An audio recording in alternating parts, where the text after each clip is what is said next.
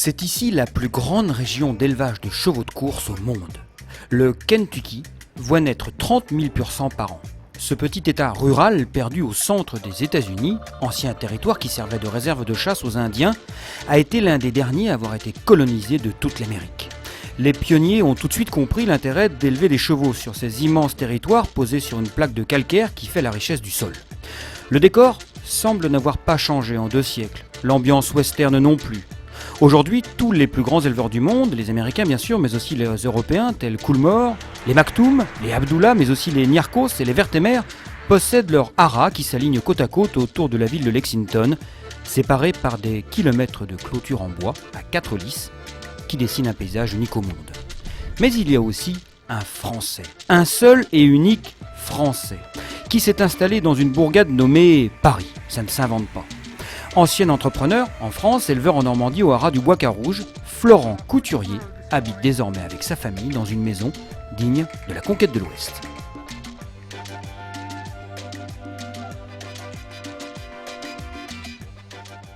Maintenant, nous sommes au cœur d'une région qu'on appelle le Bluegrass, dans le Kentucky, qui est l'endroit où on élève le plus de pur-sang au monde.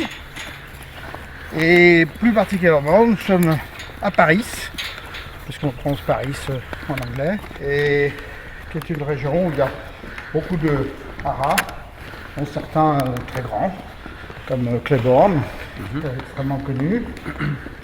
Et là, nous sommes un ensemble un peu plus modeste. Il y a 264 acres, ce qui fait un petit peu moins de 5 hectares.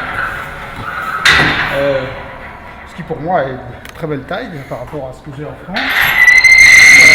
C'est une petite exploitation pour ici. Le marché du foncier est totalement fluide. Ici, c'est pas organisé comme en France, contrôlé. Et donc, c'est plus facile d'accéder à la terre. Voilà. En plus, bon, j'aime bien les États-Unis. Je connaissais, je suis venu souvent à Kinland au ventre pour acheter des poulinières pour la France. Et donc, n'ayant plus d'activité professionnelle en France, ayant pu trouver cette propriété qui me plaisait beaucoup, on a décidé de venir s'installer ici avec notre dernière fille qui avait un âge qui lui permettait de s'insérer dans le système scolaire américain. Elle avait 12 ans à l'époque. Et voilà, maintenant ça fait plus de 2 ans que nous habitons ici. Et ça nous plaît beaucoup. Voilà. Donc on élève des chevaux, on élève des bovins. Ah oui. Et on fait également la culture, du soja, du blé, des choses comme ça. Donc tu es devenu agriculteur américain en fait. Oui, un farmer, US farmer, voilà.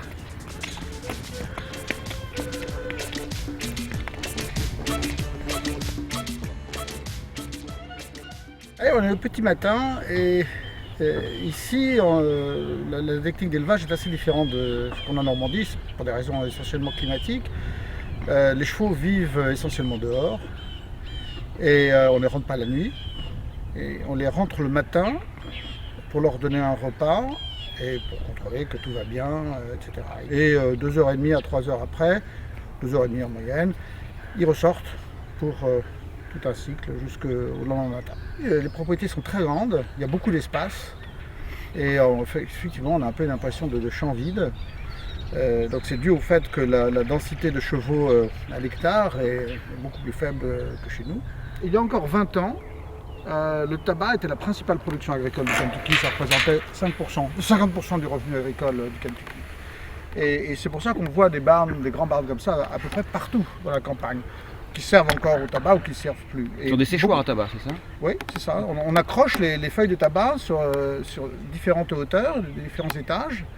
Et le tabac sèche là plusieurs mois avant d'être livré ensuite aux fabricants de cigarettes. Donc la grande hauteur sous plafond nous permet d'avoir une bonne ventilation, parce que l'air chaud monte, donc au-dessus du niveau des chevaux, ce qui laisse un air plus frais en bas.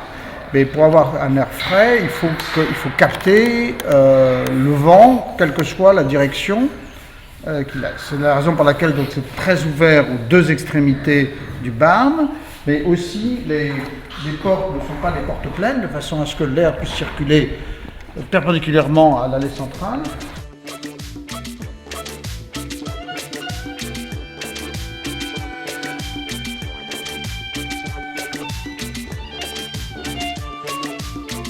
les gens qui vivent aujourd'hui sont des descendants de pionniers à juste quelques générations.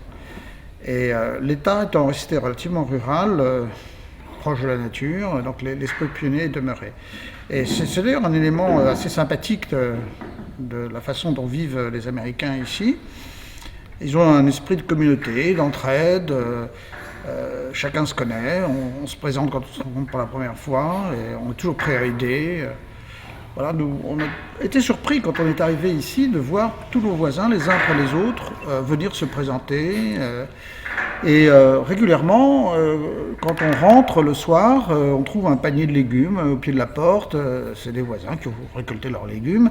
Et ils ont fait 2-3 paniers pour 2-3 voisins, dont ils savent qu'ils n'ont pas de jardin potager. Voilà, c'est des petits exemples.